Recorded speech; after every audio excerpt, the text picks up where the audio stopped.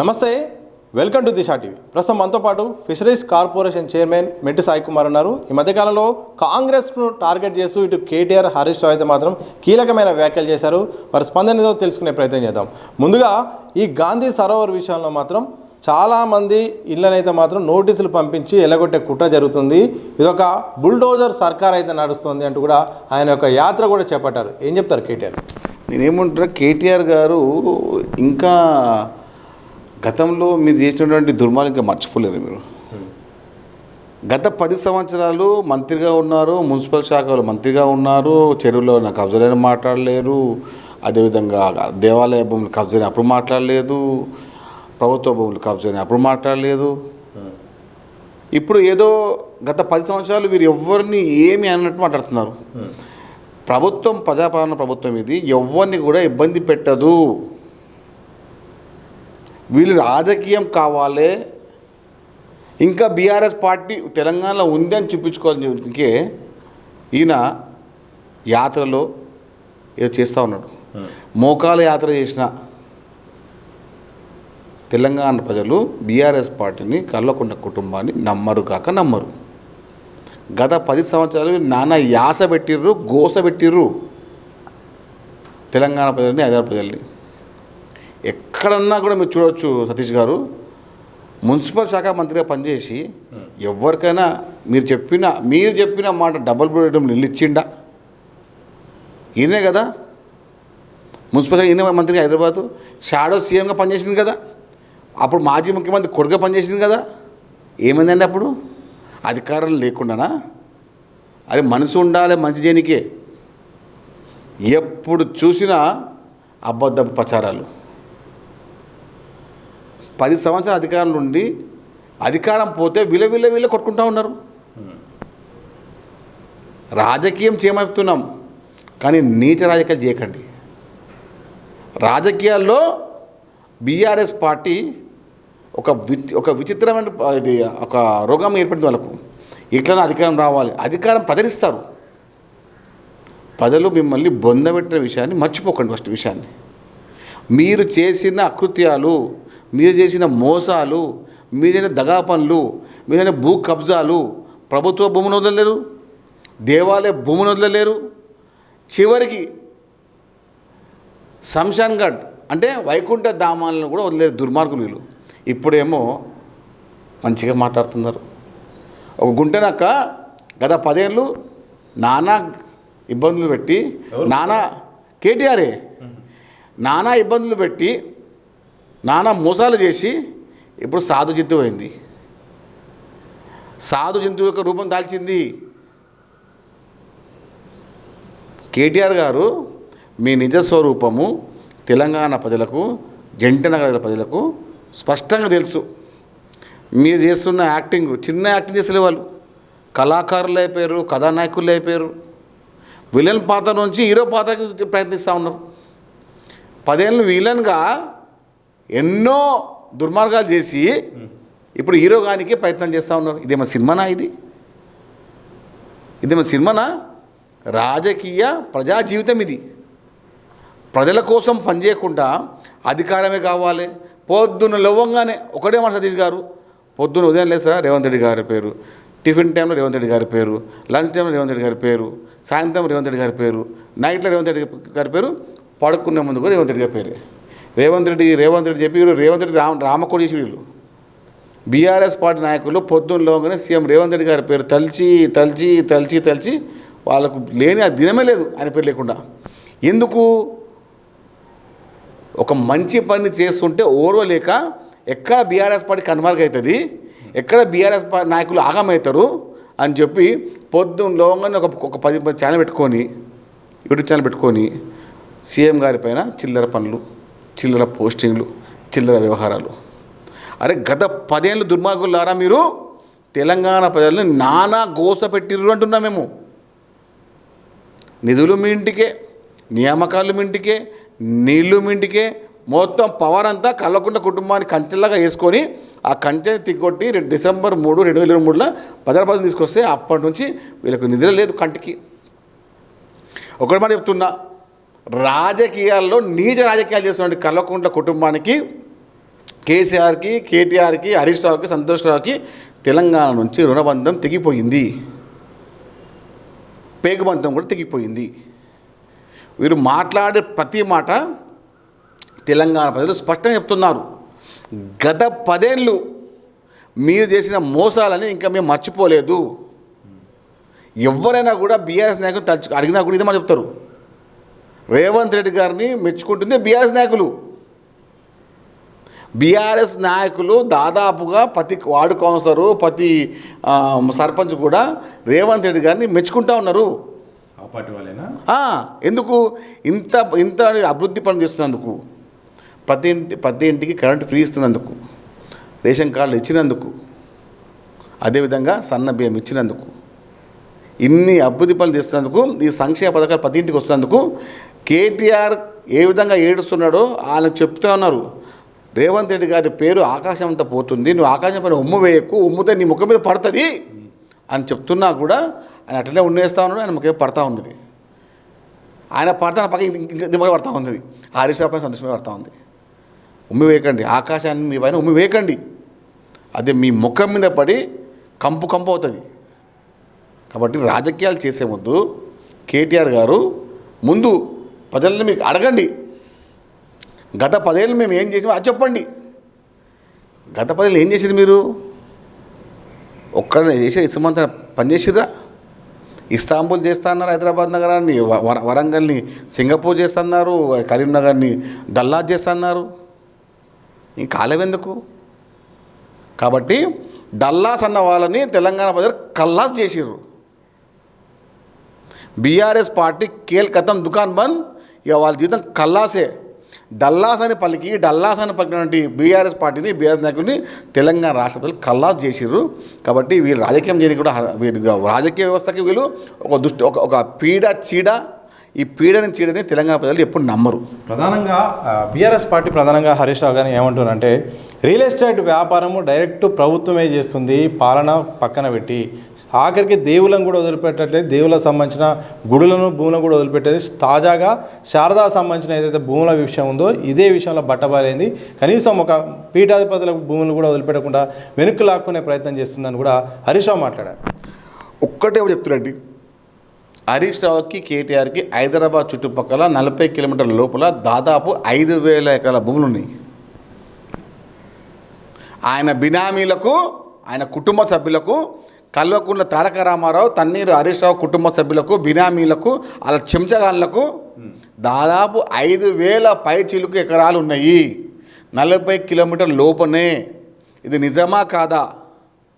రేపు ఇలా గగ్గోలంత ఏంటంటే వాళ్ళ బినామీలకు ఆస్తులు పోతున్నాయని చెప్పి,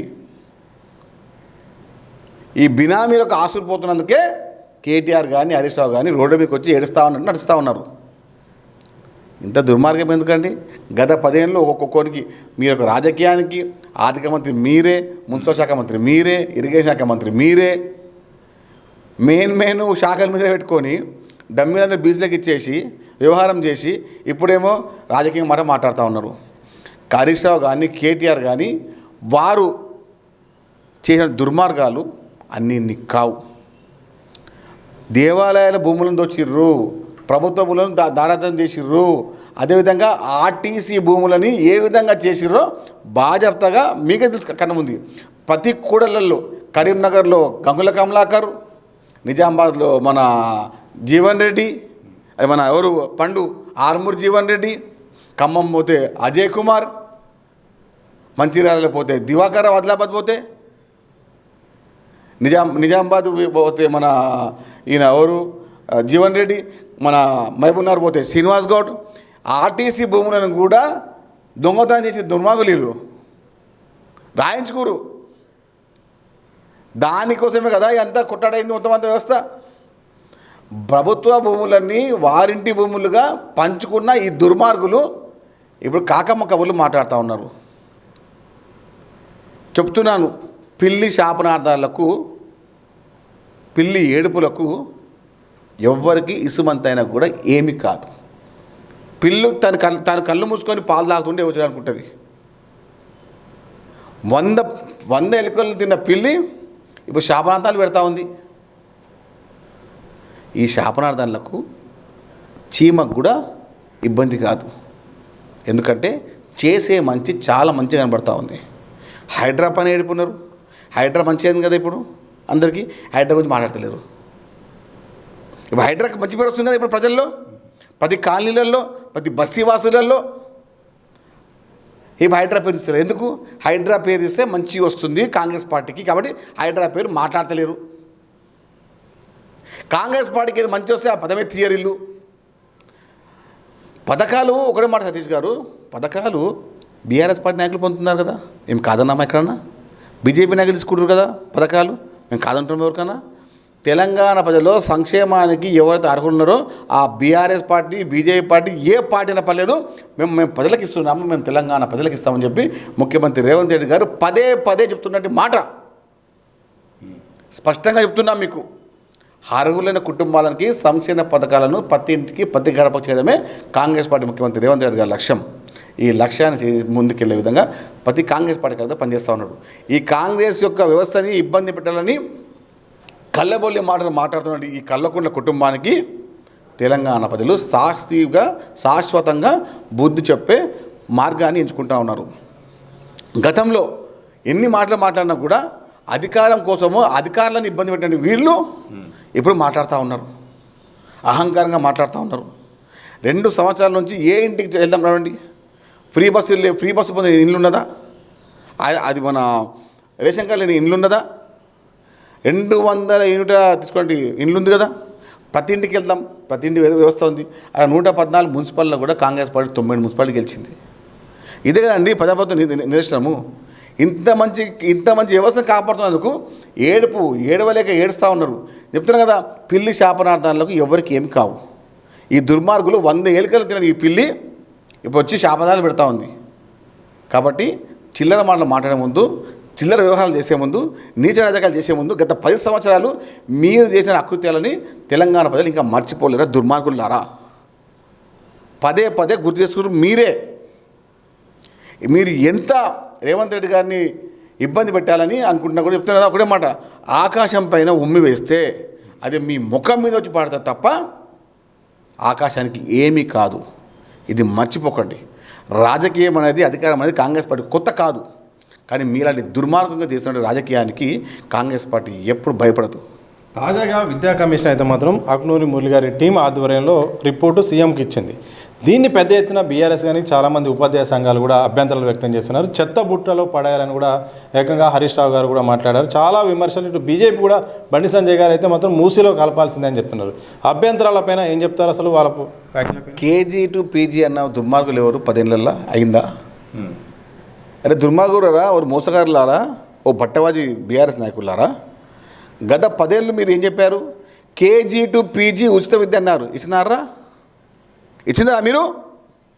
కాంగ్రెస్ పార్టీ విద్యా కమిషన్ ఏర్పాటు చేసి నిరుపేద కుటుంబాలకు ఉన్నత విద్య అందించాలని చెప్పి ప్రణాళికాబద్ధంగా ముందుకెళ్తూ ఉంటే, ఒక పాలసీబద్ధంగా నిర్మిస్తూ ఉంటే, ఈ నిర్మాణం వల్ల నిరుపేద కుటుంబాలు, మన బలహీన కుటుంబాలు చదువుకుంటే మా యొక్క మోసాలు తెలుసుకుంటారని చెప్పి చిల్లర మాట్లాడుతున్నాయి బీఆర్ఎస్ బీజేపీ నాయకులు. ఒక్కొక్కరు చూడండి, ఇద్దరు ఒకటే ఈ టైంకి. అంటే నిరుపేద కుటుంబాలు, బలహీన వర్గ కుటుంబాలు చదువుకోకూడదు అనేది ఈ బీఆర్ఎస్ బీజేపీ యొక్క దుష్టమైనటువంటి నీచమైనటువంటి బుద్ధి బయటపడింది. చదువు మార్గం ఏది? చదువు ఏం నేర్పిస్తుంది? సంస్కారం నేర్పిస్తుంది, ఉన్నతమైన వ్యవహారం నేర్పిస్తూ ఉంటుంది. నిరుపేద కుటుంబాలు చదువుకుంటే ఇబ్బంది వ్యవహారాలని కాంగ్రెస్ పార్టీ ప్రభుత్వం గుర్తించి వారికి నిర్మాణాన్ని మంచిగా నిర్మిస్తే రేపు తెలంగాణ భవిష్యత్తు చాలా బాగుంటుంది, నిర్మాత్మకమైన వ్యవహారం చేయవచ్చు, నిరుపేద కుటుంబాలకు కూడా ఆనిమత్యాలు ఉంటాయని చెప్పి నిరూపించే ప్రయత్నంలో మన రెసిడెన్సీ స్కూల్ కానివ్వండి, విద్యా కమిషన్ కానివ్వండి ఏర్పాటు చేసుకొని ముందుకు వెళ్తూ ఉంటే ఈ బీజేపీ బీఆర్ఎస్ నాయకులకి ఏంది, ఎప్పుడు కూడా తెలంగాణ రాష్ట్రంలో తెలంగాణ నిరుపేద కుటుంబాలు చల్లగా ఉండొద్దు, హాయిగా ఉండొద్దు, ఆనందంగా ఉండొద్దు అని చెప్పి ఈ ఎడగొడుపులు ఏదైతే మాట్లాడుతున్న ఈ దుర్మార్గులని తెలంగాణ ప్రజానికం విడిచిపెట్టదు. విద్య అనేది మన ప్రాథమిక హక్కు. 100 రూపాయలు కూడా ఫీజు కట్టలేని స్థితిలో ఉన్నప్పుడు రాష్ట్రంలో విద్యా యొక్క వ్యవస్థని కాపాడడానికి విద్యా కమిషన్ ఏర్పాటు చేస్తే హర్షించకుండా చిల్లర మాట్లాడుతూ ఉన్నారు. ఒక ఐఏఎస్ ఆఫీసర్ తీసుకొచ్చి కూర్చోబెడితే మాట్లాడుతూ ఉన్నారు. మీరు రాష్ట్రంలో గతంలో 10 సంవత్సరాలు దుష్టాన్ని పాలించినప్పుడు ఎక్కడ పోయిన బండి సంజయ్ పల్లెత్తు మాట మాట్లాడలేడే. రాజకీయం చేసే ముందు నిరుపేద కుటుంబాల గురించి మాట్లాడండి, ఆ కుటుంబాల యొక్క స్థితిగతులను మాట్లాడండి. చదువు లేని వారు ఎన్నో కుటుంబాలని, ఆ కుటుంబాలని ఆదుకోవడానికి కాంగ్రెస్ పార్టీ ముందుకొచ్చింది, రేవంత్ రెడ్డి గారు ముందుకొచ్చారు. ఈ విషయాన్ని గమనించండి. బీజేపీ బీఆర్ఎస్ నాయకులు చిల్లర పలుకులు, చిల్లర వ్యవహారాలు చేస్తున్నారు. ఖబర్దా అని చెప్తున్నా. మీలాంటి రాజకీయాలు చేయకండి, చిల్లర రాజకీయాలు చేయకండి. నిరుపేద కుటుంబాలు చదువుకోవడమే రేవంత్ రెడ్డి గారి లక్ష్యం. పేదలకు నిరుపేదలకు అయితే మాత్రం ఉచితంగా విద్య అందించాలని ప్రభుత్వం చేపడుతుంటే ఇటు ప్రతిపక్షాలైన బీఆర్ఎస్ బీజేపీ మాత్రం అడ్డుకునే ప్రయత్నం చేస్తుంది. ఇది సరైంది కాదు. అలాగే ప్రజాపాలన అంటూ మేము ముందడుగు వేస్తుంటే బీఆర్ఎస్ మాత్రం ఓడిపోయిన అహంకారం చాలా స్పష్టంగా కనిపిస్తూ ఉంది. ఒకవైపు పాలన చూసి తట్టుకోలేకనే కావాలని కూడా విష ప్రచారం చేసే ప్రయత్నం చేసింది. 10 ఏళ్ళుగా రాష్ట్రాన్ని మొత్తం కూడా కుళ్ళబొడిచారు, మొత్తం అవినీతిమయం చేశారు, భూములను కూడా లాక్కున్నారు. ఈరోజు మాత్రం నీతిగా నిజాయితీ అంటూ కూడా మాట్లాడే ప్రయత్నం చేస్తున్నారు, ప్రజల్ని కూడా మభ్యపెట్టే ప్రయత్నం చేస్తున్నారు. ఇప్పటికైనా మీ యొక్క ఆలోచన మార్చుకోవాల్సిన అవసరం ఉంది. లేకపోతే మాత్రం ప్రజాక్షేత్రంలో మాత్రం ఇబ్బందులు తప్పవంటూ కూడా ప్రతిపక్షాలకే ప్రజలు సమాధానం చెప్పే రోజులు వస్తాయంటూ కూడా మెట్టు సాయి కుమార్ గారు ఫిషరీస్ కార్పొరేషన్ చైర్మన్ స్పష్టం చేసిన సందర్భం అయితే కనిపిస్తోంది. కనపర్సన్ మసూదంతో సతీష్ దిశ టీవీ, హైదరాబాద్.